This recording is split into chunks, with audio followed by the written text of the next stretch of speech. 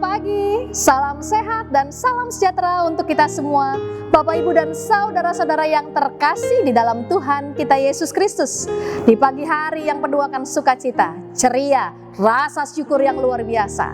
Mari, saya mengajak kita merenungkan firman Tuhan, sehingga dalam kehidupan ini, dalam tugas tanggung jawab kita melandasinya dengan firman Tuhan. Tapi terlebih dahulu, mari kita berdoa. Ya Tuhan, kami sungguh bersyukur di pagi hari ini Tuhan berikan kami kesempatan. Sebelum kami melakukan tugas tanggung jawab kami akan mendengarkan firman Tuhan. Sehingga Tuhan, setiap langkah hidup kami, perkataan yang keluar dari hidup kami tidak mengecewakan-Mu, tapi berjalan sesuai dengan kehendak-Mu. Berfirmanlah ya Tuhan, karena kami siap mendengar dan kami juga siap melakukannya. Roh Kudus yang akan menuntun dan membimbing kami. Di dalam nama Tuhan kami Yesus Kristus, Juru Selamat kami yang hidup, firman yang hidup itu, kami siap menyambut firman Tuhan. Amin. Pembacaan kita hari ini terambil dari Nehemia, pasalnya yang ke-9, ayatnya yang ke-28a. Demikian firman Tuhan. Tetapi begitu mereka mendapatkan keamanan, kembali mereka berbuat jahat di hadapan-Mu. Demikianlah pembacaan Alkitab kita. Berbahagialah bagi kita yang mendengarkan dan yang mau melakukannya. Terpujilah Tuhan kita Yesus Kristus. Saat butuh dan saat penuh. Andai diberi waktu untuk kita menduga-duga, kapan saja Bapak, Ibu, Saudara, dan saya menaikkan doa dengan sungguh-sungguh kepada Tuhan. Saya mengajak, mari kita mengingat beberapa tahun ke belakang ketika pandemi COVID-19 menyerang dan menjadi sebuah bencana di dunia ini. Pada saat itu, dalam keadaan sulit seperti itu, banyak doa-doa yang dinaikkan dengan sungguh. Bahkan ketika angka kematian yang diumumkan setiap hari semakin meningkat, banyak doa-doa yang dinaikkan kepada Tuhan dengan sungguh.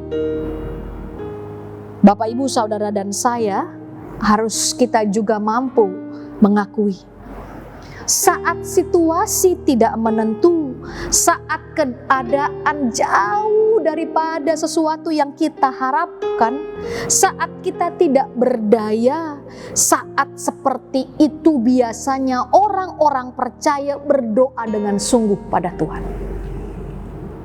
Ketika saat senang, ketika segala-galanya berjalan sesuai dengan rencana, ketika segala-galanya tidak ada yang kurang sepertinya, ketika semuanya terasa tercukupi, kita harus mampu mengakui bahwa terkadang atau bahkan sering kita tidak datang kepada Tuhan berdoa dengan sungguh atau bersyukur kepada Tuhan atas apa yang kita terima.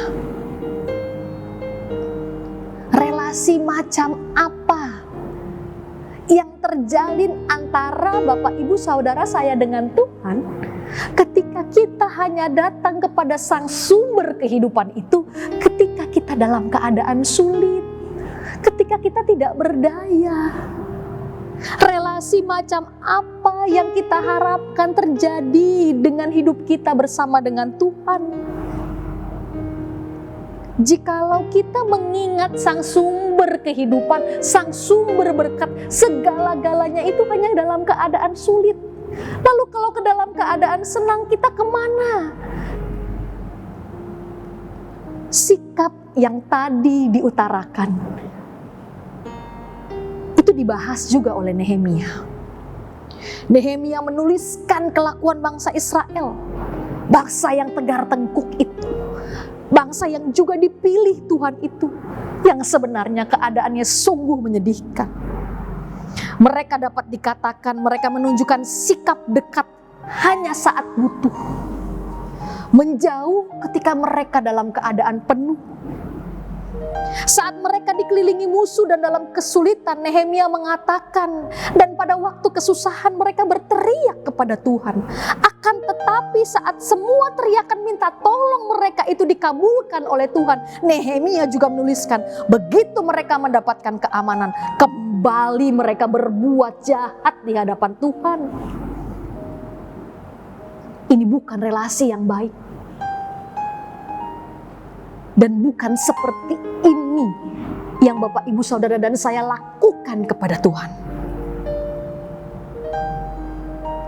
Kita harus memiliki relasi yang karib, yang akrab.